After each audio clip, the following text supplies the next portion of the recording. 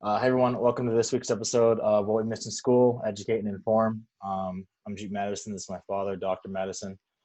For those of you who do not know, John Lewis died a couple of days ago on July 17th.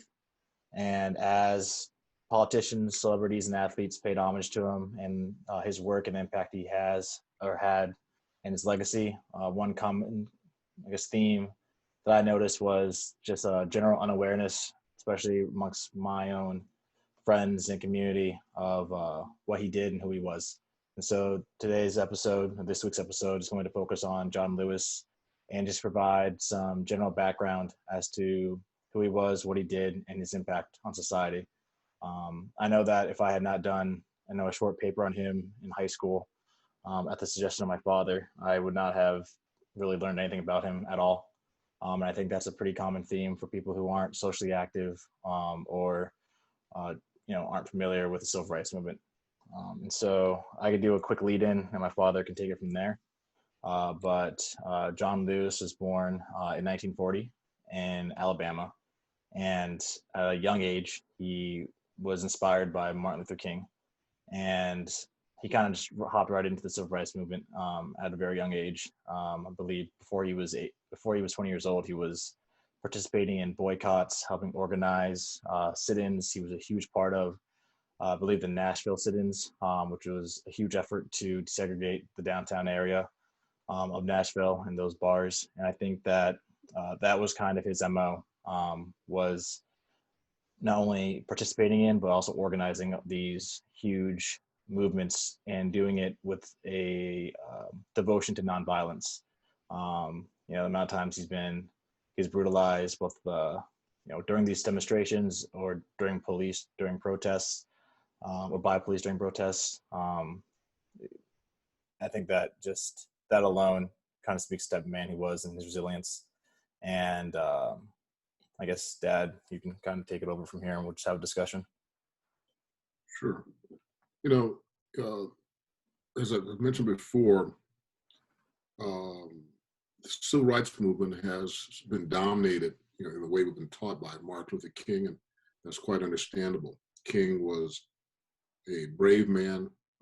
He was, when it came to the civil rights movement, a most important person. But when I think of toughness, when I think of bravery and commitment in my lifetime, there are really two names that come to mind. One was John McCain. The other one is John Lewis. McCain, and I bring them up because of the fact that if John Lewis had been a prisoner of war like McCain, and if McCain had taken part in the civil rights movement like Lewis, they would have done the same thing as the other. What I mean is that McCain was tortured and refused to read documents denouncing the United States. And he was tortured for years. At one point, McCain was offered, a chance to be released from the prison of war camp. There's no strings attached except that he could go, but his fellow Americans had remained. McCain refused to leave without his fellow POWs. I suspect that Lewis would have been the same way. Lewis, when it came to the civil rights movement, was, in my opinion, the bravest and toughest of them all. He, in fact, with another civil rights activist named Bernard Lafayette, had their own freedom ride before their quote-unquote official freedom rides took place in 1961. In 1960, he and Bernard Lafayette took Greyhound buses, sat in the front row. One of them would sit behind the driver, the other one would sit in the front seat opposite. And the drivers invariably would get very upset and try to get help. Lafayette, and unfortunately for Lafayette and Lewis, no help was coming, but they knew they could be beaten, attacked, beaten, and killed. And so they went on their own personal freedom ride a year before the mainstream freedom rides took place. Now, the reason why they did this, in my opinion, was because of the fact that there were two Supreme Court decisions. One in 1947, a case called Morgan versus Virginia, in which the Supreme Court ruled that segregated bus seating was unconstitutional. And in 1960, the case Boynton versus Virginia, in which the Supreme Court ruled that interstate transportation facilities and bus terminals, that is segregating in those places, was also unconstitutional. So immediately after that 1960 ruling, Lewis and Lafayette took off with knowing that they had the opinion of the Supreme Court behind them. But of course, the Supreme Court cannot protect them from mob violence. Fortunately for the two of them in 1960, apparently nothing really happened. And the bus drivers, despite their anger and yelling and screaming, ordering them to move, really were powerless to do anything about it except drive. Lewis organized, as you brought up, the lunch counter sit-ins in Nashville. He was a student at a Baptist college and then got his degree at Fisk University. And the lunch counter sit-ins dealt with the fact that at department stores had lunch counters. You could go eat lunch there. The various department stores, they had their own cafeterias. And you would sit on a stool that, that swirled around, and there was a long lunch counter there, and the cook and the waiter or waitress was on the other side of the counter. But it's for whites only. At that time, if you were a Black person, you walked and let's say you're a woman, like, your mother loves clothes and so on and so forth. But if you were a Black woman and she tried on a hat, you bought the hat. White women, of course, could try on different hats. Black women could not. The lunch counters would not serve Black people. And so Lewis organized the sit-ins where they're all very well dressed. They wore coats and ties, the men did, the women wore dresses, and they would take their books with them and sit down at the lunch counters where the waitresses would promptly ignore them. But everything was quiet. This went on for a few days until finally mobs began to show up. And the mobs, beat them. But they had gone through workshops involving nonviolent resistance, as preached by Martin Luther King. Don't fight back. Take the beating. Don't fight back. Eventually, the police came in and didn't arrest the mob. They arrested the students. And so what happened was the students would be arrested, and then another wave of Black students would take their place and sit down. And then the police would arrest them. And then you have a third wave of Black students sitting in. So the jails were full of Black students. And you had parents as well as Black citizens of Nashville mortgaging their homes in order to get loans to bail these students out. John Lewis was one of those people who refused to be bailed. And so he organized those lunch counter sit-ins in Nashville and was one of several spokespersons for that. Then you had the Freedom Rides in 1961. And Lewis essentially organized the Freedom Rides. The first group of Freedom Riders consisted of 13 people, 7 Black, 6 whites. One of the white was female. I believe he had 2 or 3 Black females. And they knew they could be attacked.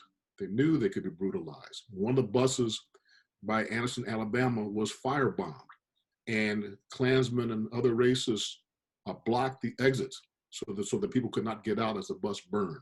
Eventually, they were able to get out. As the Freedom Rides continued, the Kennedys got involved, especially Attorney General Robert Kennedy. And the governor of Alabama refused to, quote unquote, guarantee the safety of these fools. And he made a point, actually, and his point was well taken. I cannot guarantee their safety, but the point really was that he refused to do anything about it to help them remain safe. That was the problem. And so when they got to a place like Birmingham, you had the Freedom Riders were beaten by mobs.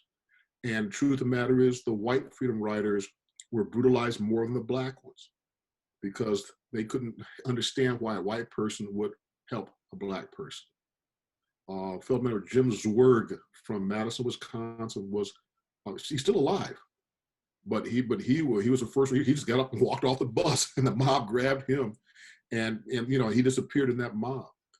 Lewis was hit on the head by a Pepsi Cola crate, and we look at the various injuries that Lewis received over the years, from a fractured skull to broken ribs, and he kept coming back for more. He would not stop. And I guess he just concluded, this is bigger than my life. If I have to give up my life for all this, I will do that. That's a brave man. And so Lewis continued on. He was arrested 40 times in his life. And he was willing to, take the beatings. And of course, you had the segregationists who were more than willing to oblige him. So and in 1965, Lewis really coordinated Mississippi Freedom Summer. Now, one of my professors at the University of Washington was a college student during Freedom Summer, and he went to Mississippi. Lewis went around the country recruiting students, black and white, to go to Mississippi so that they could go ahead and register black voters to vote, black people to vote. And one of my professors talked about this in one of his lectures, and he was saying that when he got off the plane, and he was a student at Stanford, when he got off the plane in Mississippi, he could feel the fear in the air. And that's exactly what Lewis wanted as well. Because what happened here is that by going to Mississippi, these students, even though they're there just for the summer, were able to experience the terror that black women and men had to deal with on a daily basis. And so, and it was a dangerous mission. It was very dangerous to try to register black people to vote in Mississippi in 1965, when they were determined to prevent black people from voting. So Lewis continued on, and he remained active. And when it came to voting rights, he remained active when it came to civil rights. Of course, he got into politics, and in 1986 was elected to the House of Representatives, where he was viewed as the conscience of the Congress. But he still remained active. Even in Africa and other places, he was involved in civil rights activism. As recently as 2016, he was arrested. So Lewis really was, again, to me, along John McCain, really the epitome of commitment, toughness, and bravery. Yeah, and I think that talking about his injuries and all those arrests, just the willpower to keep going. I think that's one thing that I noted was just really, really impressive. And I know that for a lot of people, after that Civil Rights Act, after that legislation preventing discrimination when it came to voting was passed, I know that a lot of people, that's kind of where history drops off, and that's kind of where the Civil Rights Movement ends, and where this social activism for, I guess, black rights and, this fight against discrimination kind of seemingly ends. But I think that was most impressive about John Lewis, that it never really ended for him, and that, to your point, 2016 he was arrested, but he just never stopped fighting. And when he was, I guess, handing off, passing the torch, he wasn't really passing it off. He was walking with the next generation, and I thought that was what was really, really cool. What we see from him, and I think that that's remarkable. And then serving as a representative in for the state of Georgia and for his area, he just never stopped. And I think that when you're beaten, you're bloody, you're bruised, and Lord knows he must have suffered so many concussions. Just him sticking with it, and delivering impassioned speeches about pretty much everything he stood for. And I think that he was definitely the epitome of put your money where your mouth is, and just really lead by example. Because I know that obviously Martin Luther King preached nonviolence. He preached turn the other cheek, but to actually do it after you get beaten and brutalized time and time again, he was some kind of wrong word choice here, but he was some kind of. It's tough. It's tough. Yeah. We couldn't imagine doing that. But yeah, I think I think that I always knew him for those sit-ins that he organized and participated in. I knew him because he was even though he was very, very young, he was one of the big names in the civil rights movement. Granted, like you said, we only really know about Rosa Parks and Martin Luther King. Right. But also I think that his legacy and impact now is always going to be, probably highlighted in this importance in voting. And I know that in today's climate, there's a lot of voter suppression comes in a lot of different forms, and I think John Lewis realized that, and that's one of the reasons why he kept pushing and pushing and pushing. And it went from him risking his life to get Black people registered to vote to fighting I guess implicit voter discrimination and voter suppression, literally until the day he died. I think that is something that people have to realize, that just because he entered Congress or entered government as an official, he never stopped being an activist. And I think that that's something that people tend to not realize. I don't want to say impressive, but how important that is, just because I know a lot of people always complain about the corruption of politicians. And, we see pictures of these politicians nowadays, back in the day, marching. Like, I know Bernie Sanders, that's a huge thing that he used to do. He's very active, and I guess Biden might have done a couple of things, but John Lewis just never stopped. And after everything he went through, the trauma he must have endured, the things he must have seen, the lives of people he knew who didn't make it. I can't say enough about what you were saying, his toughness and his commitment. And I think that is something that people kind of have to really realize, is that he just didn't stop. No, he didn't. Lewis was one who, who, as you say, he continued. A lot of people believe that the civil rights movement ended when Martin Luther King was assassinated, but Lewis did not play that game. He may not have been national news, but he was always in there fighting, and voting became the big thing for him. Then he got into politics, and he was a member of the Atlanta City Council. He was a person who did a variety of things, a variety of organizations. He also, served nationally as well under President Carter. So you find here that Lewis really was a person who practiced what he preached.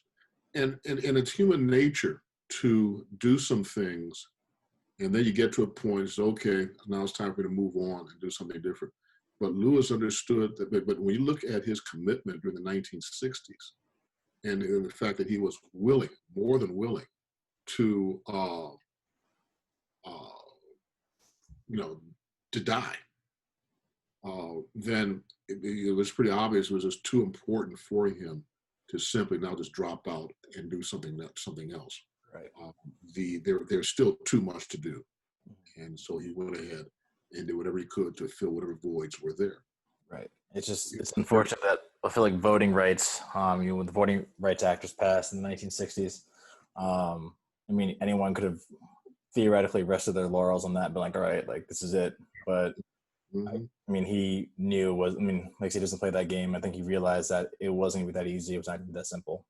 That just because discrimination is no longer allowed or legal doesn't mean it's not going to happen outright or implicitly. And I think that maybe it was just this fixation on, not stopping and go on to something else. But the fact of the matter is that he had to keep fighting for that. And that's, I think, a problem on its own. And he had a right, and he was right to continue what he was doing. When you look at all these attempts to roll back voting rights, the Supreme Court a few years ago ruled on something that sort of limited a few things when it came to voting rights. And now you have situations where you have certain individuals and groups trying to prevent people from voting, And so Lewis really, I would not say he was single-handedly fighting this, but certainly he was the most visible one to do all this, to really fight. And so he's going to be hard to replace. He's going to be a hard person to replace in a variety of ways. He was, a great man. Rest in peace, John Lewis.